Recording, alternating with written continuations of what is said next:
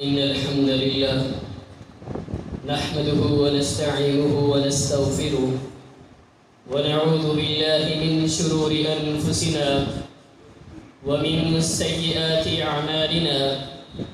من يهده الله فلا مضل له ومن يضلل فلا هادي له، وأشهد أن لا إله إلا الله وأشهد أن محمدًا عبده ورسوله. أما بعد، فأقول: أخبرنا الشيخ المحدث بزمانه، المحقق بعصره، الوحيد بدهره، المتمسك بمنهج سلفه، العامل بعلمه، المشهور بورعه، الماهر بأسماء الرجال، العلام غلام مصطفى ظهير الأمنفوري. قال: أخبرنا الشيخ محمد يعقوب القرشي الهاشمي. قال: أخبرنا الشيخ محمد إسماعيل بن إبراهيم السلفي. قال: أخبرنا الشيخ الإمام الحافظ عبد المنان الوزيرآبادي. قال: أخبرنا المحدث شيخ الكل السيد نزير حسين الدهلوي. قال: أخبرنا الشيخ محمد إسحاق الدهلوي. قال: أخبرنا الشيخ عبد العزيز الدهلوي. قال: أخبرنا أبي الشيخ أحمد بن عبد الرحيم المعروف بشاه ولي الله الدهلوي. قال: أخبرنا الشيخ محمد بن إبراهيم الكردي. قال: أخبرنا الشيخ والدي إبراهيم الكردي. قال: أخبرنا الشيخ أحمد القشاشي. قال: أخبرنا الشيخ أحمد بن عبد القدوس الشنابي. قال: أخبرنا الشيخ محمد بن أحمد الرملي.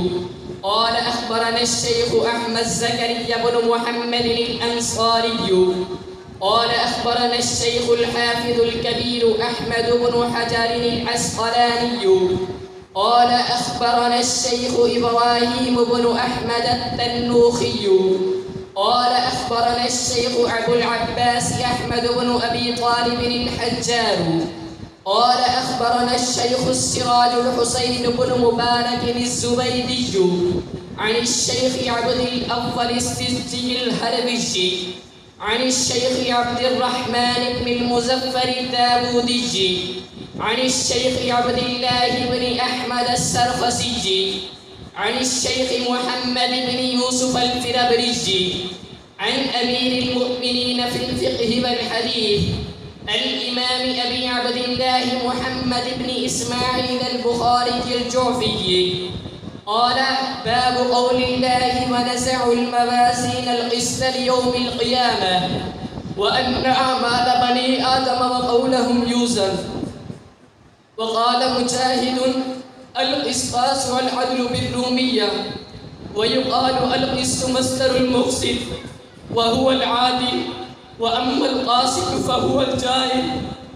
حدثنا أحمد بن إشكاب قال: حدثنا محمد بن فزيل عن عمارة بن القعقاع عن أبي زرعة عن أبي هريرة رضي الله عنه قال: قال النبي صلى الله عليه وسلم: كلمتان حبيبتان إلى الرحمن خفيفتان على اللسان ثقيلتان في الميزان، سبحان الله وبحمده سبحان الله العظيم.